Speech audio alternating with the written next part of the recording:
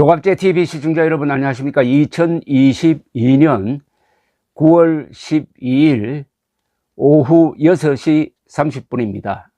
추석을 지나는 사이에 우크라이나의 전세가 역전이 되었습니다. 이 전쟁에서 이기려면 가장 중요한 것이 주도권을 잡는 것입니다. 주도권은 보통은 공세에서 나옵니다. 우크라이나가 그동안 방어전만 하다가 드디어 공세로 전환했습니다. 공세로 전환한 곳은 어디냐 하면은 이 직사각형처럼 생긴 우크라이나의 북동쪽입니다. 러시아 국경지대와 매우 가까운 곳입니다. 하리키우라는 지명을 가진 곳이 그 중심입니다. 여기서 공세를 펴니까 러시아군이 거의 붕괴하고 있습니다. 이게 큰 충격입니다. 보통 공격을 받으면은 끈질기게 저항을 하든지 아니면 달아나더라도 질서 있게 달아나든지 아니면은 질서 없이 그냥 지휘계통이 무너져 가지고 붕괴되든지, 근데 이 붕괴 쪽으로 지금 가고 있습니다. 이러니까 전문가들이 야, 여기서 우크라이나가 이길 수 있는 것 아니냐 하는 희망을 갖게 되었습니다. 우크라이나가 이긴다는 것은 우크라이나 땅으로 들어온 러시아군을 쫓아내는 거죠. 그것은 꿈 같은 일로 여겨졌습니다만은 역시 전쟁에서는 모든 것이 협상장에서 결정되지 않고 전장에서 결정됩니다. 이 전장에서 상당한 지금 변화가 일어나고 있습니다. 이러니까 러시아 군도 감출 수가 없어가지고 러시아군이 발표한 이 지도를 보면은 이 북동쪽에서 전선을 동쪽으로 물렸습니다. 방어선을. 동쪽은 러시아 쪽이죠. 그래서 거의 강이 하나 흐르고 있는데 강의 동쪽으로, 그러니까 강에 의지해가지고 우크라이나의 공세를 막겠다. 이거는 이제 수비 쪽으로 전환했다는 겁니다. 그리고 그 노련한 외무장관 라브로프가 텔레비전에 나와서 또 말을 바꿉니다. 그전에는 협상 문제만 나오면은 그것은 지금 말할 때가 아니다고 하다가 어제는 협상에 반대도 하지 않고 뭐 촉구도 하지 않겠다, 이런 식으로 애매한 말을 하기 시작했습니다. 이번에 해방된 지역으로 이제 기자들이 들어가서 구체적으로 지금 취재를 하고 있는데 그게 실감이 나죠. 지금 말씀드린 것은 제가 대충 말씀드린 것이고, 그러면은 그 현지에서는 무슨 일이 일어나고 있느냐, 이거는 이 부분은 역시 기자의 몫입니다. 워싱턴 포스트, 뉴욕 타임스, CNN, BBC, 이 세계적 언론은 국제 보도를 잘합니다.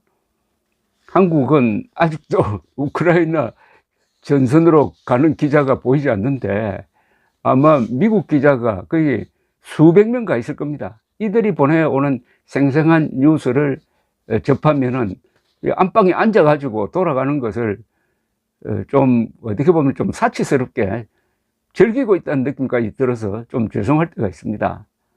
워싱턴 포스트 기자의 보도를 제가 정리를 해서 말씀드리겠습니다. 잘리즌 체느라는 지금 마을이 해방이 됐는데 그곳으로 들어갔습니다. 거기서 주민들을 만나고 러시아군이 도망간 과정을 쭉 설명을 하는데 대충 보면은 러시아군의 사기가 엉망진창이라는 것을 알 수가 있습니다. 사기가 엉망진창이라는 것은 뭐냐 하면은 싸울 뜻이 없다는 거죠. 여기서 지금 러시아군이 밀리고 있습니다. 우크라이나 군은 기습을 당해도 무너지지 않았습니다. 왜 무너지지 않았을까요? 바로 우크라이나에 대한 애착심이죠. 그리고 가족에 대한 어떤 사랑, 이렇게 얽혀가지고 더군다나 미국이 앞장서고 나토가 앞장서고, 나토가 직접 병력은 안 보냈지만은 무기를 보냈죠.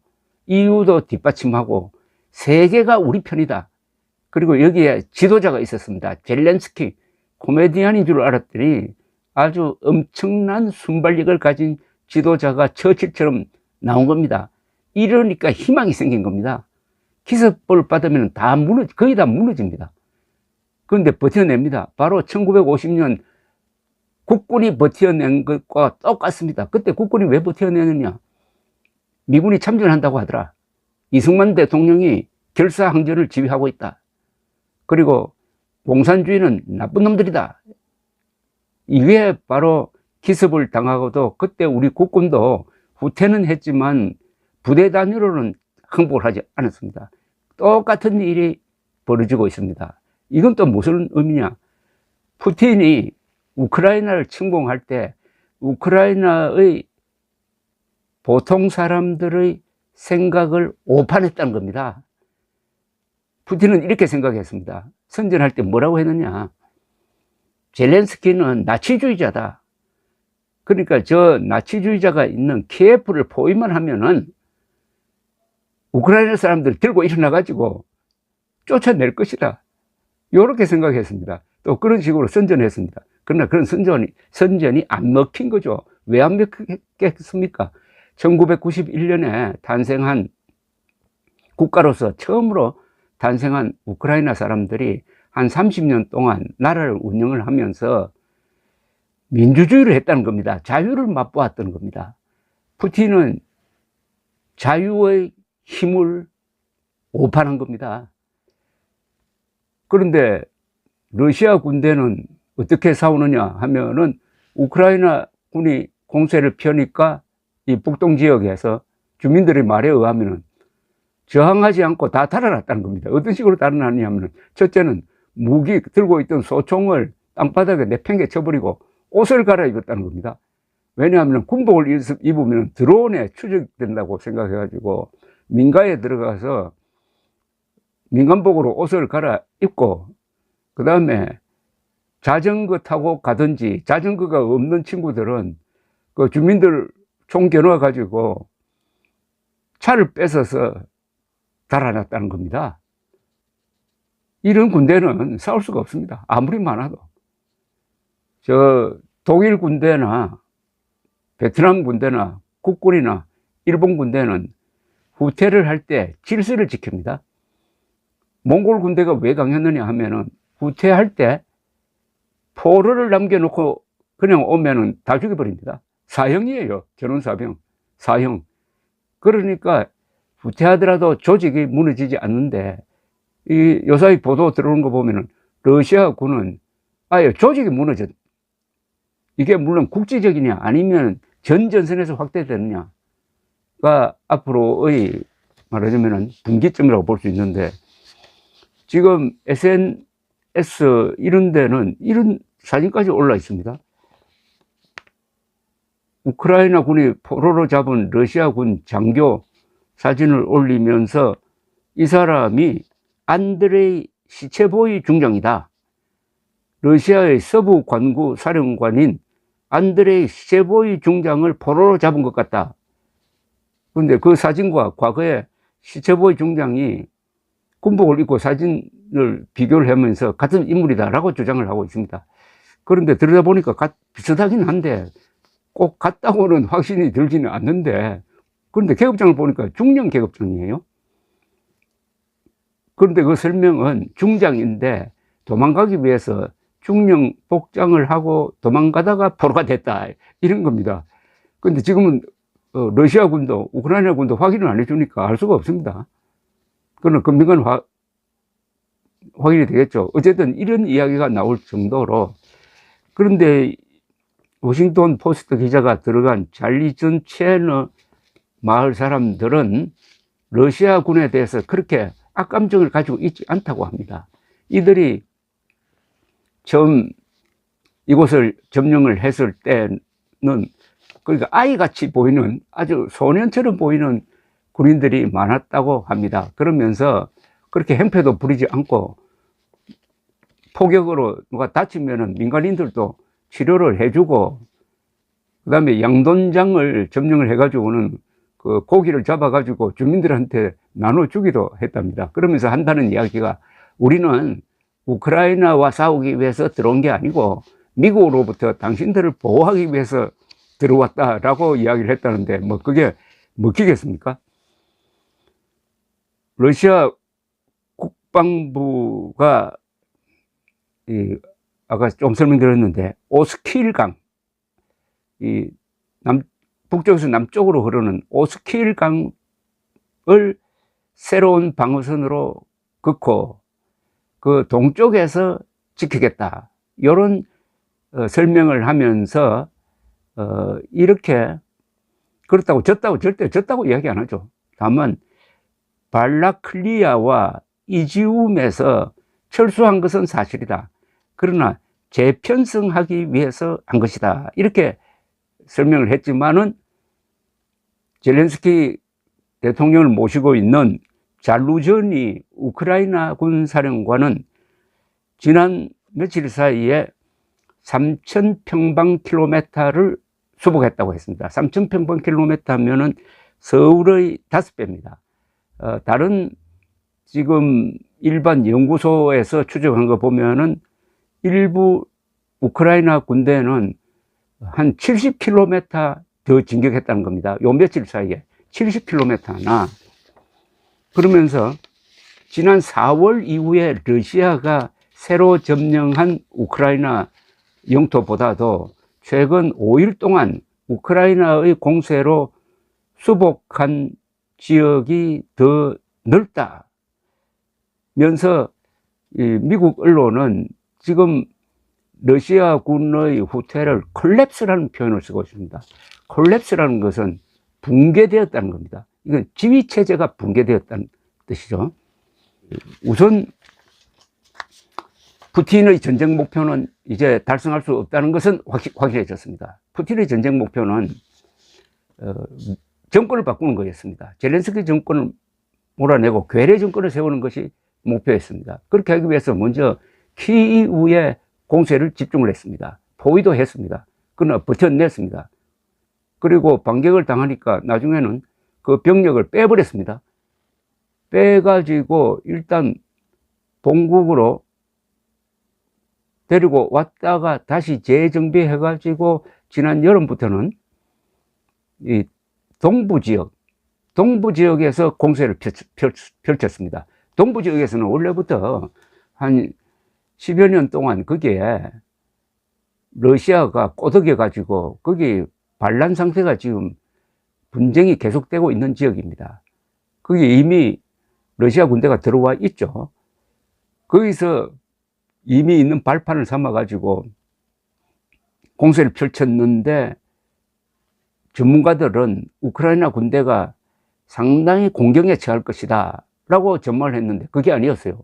우크라이나 군이 동부 전선에서의 공세에 저항을 아주 잘했습니다. 그러니까 땅을 많이 빼앗기지 않았다는 이야기입니다. 그때 우크라이나 군의 저력을 확인할 수 있었습니다. 미국도 이렇게 되니까 우크라이나 군에 아주 신형 로켓포를 지원했습니다. 이게 굉장히 중요한 역할을 했습니다. 이 신형 로켓포는 사정거리도 길고 정확하게 때리고 기동성이 있어 가지고 대포가 대결할 때 제일 중요한 게 한 발 쏘고 다른 데로 빠져야 됩니다.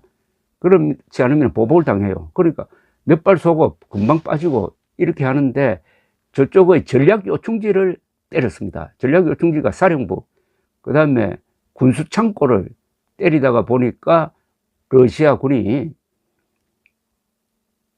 탄약 창고나 사령부를 전진 배치를 하지 못했다. 그러면 군대 지휘가 안 되는 거죠. 이러는 과정에서 국제적으로 무기 지원이 왕성하게 이루어지고, 그러나 러시아 군은 병력도 줄어들고, 그러니까 전사자 25,000명, 부상자까지 합치면 한 8만 명의 손실, 그리고 무기가 줄어드는데 보충할 방법이 막연한데 이란으로부터 들어온, 북한으로부터 로켓포나 실탄을 수입하는 정도로 밖에 안 된다 이겁니다.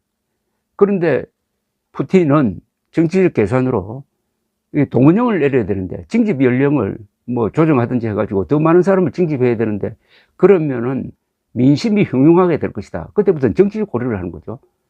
이렇게 되니까 지금 러시아 군이 이길 방도는 없다. 이렇게 된 겁니다. 이길 방도는 없으면 수비를 해야 되는데, 이제 수비하는 것도 어렵게 되었다. 그러면 젤렌스키는 이러면 수복도 가능하겠구나. 동부 전선에서도 밀어내버리고, 그 다음에 남쪽에 점령되어 있는 지역이 있습니다. 그 남쪽을 해방시켜야 됩니다. 사실 남쪽이 중요해요. 왜냐하면 그게 흑해와 면해에 있습니다. 남쪽을 잃어버리면은 우크라이나는 그냥 내륙국가 되어버립니다. 그러니까 남쪽에서 밀어내고, 힘이 더 있으면은 2014년에 러시아가 뺏어간 크림반도까지 수복하겠다 하는 이야기를 하고 있는데, 이게 몇 달 전만 해도 너무 좀 허황된 꿈 아니겠느냐라고 생각했는데, 전장이 이렇게 되니까, 전세가 급변하니까 그것도 가능하지 않겠느냐 하는 생각이 듭니다. 결론적으로 말씀드린다면은, 애국심이 있느냐, 우크라이나 사람들처럼 내 땅을 지키겠다, 내 가족을 지키겠다는 생각이 있느냐, 아니면 러시아처럼 아무 명분 없는 전쟁에 끼어들어가 가지고, 아니 비슷한 러시아 말을 하는 사람들을 죽이라고 그러니까 방아쇠가 제대로 당겨지겠습니까?